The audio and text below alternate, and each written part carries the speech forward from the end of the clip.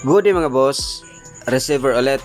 Ito po ay receiver sa Honda Click 150 na nawala ng code, nawala ng remote. So walang magawa si boss at saka si ma'am, kundi ipadala na lang dito sa Cebu para dito na lang gawin ang retrieval of code at pag-program ng bagong remote sa kanilang Click 150. So itong receiver is galing pa to sa Ormoc City, Liti para dito gawin ang pag-program ng bagong remote. So sa mga tao dyan na nawala ng code, nawala ng remote, pwede kayong tumawag or mag-text sa number na nandun sa screen para mag-guide ko kayo kung saan nyo pwedeng ipadala inyong mga receiver kung sakaling hindi kayo taga Cebu. Or mag-PM sa ating Facebook page sa Rems Fix Garage. So ngayon, tapos ko nang na-retrieve ang code. So hintayin na lang natin na maging successful po yung pag-activate natin sa bagong remote.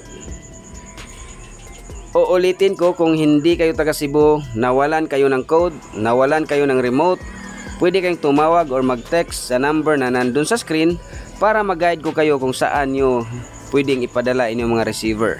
Pwedeng ipadala nyo sa Giante or sa LBC. Okay?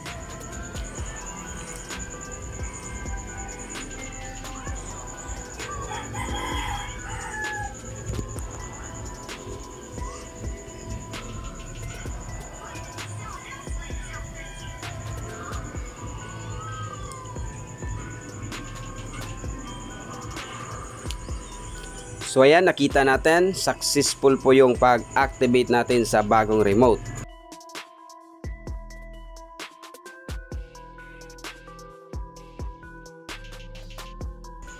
So ibigay na natin para mapadala na sa Ormoc City, Liti ang remote at saka receiver, okay? Salamat po. So ito na po yung unedited na video from customer. So tinest nila ang ating gawa dito. Igor mo mandag guys, ano, Igor aman mo titit. Guys. Okay, lakon mo dito guys. Ay, pangandan. Ano ka man eh, oh? Mo niyang. Hello guys! Hello, lipaya ni Papa!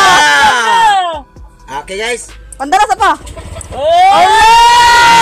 Papa! Andar na guys. Lipaya ni Papa, oy! Ganyan andar yung motos!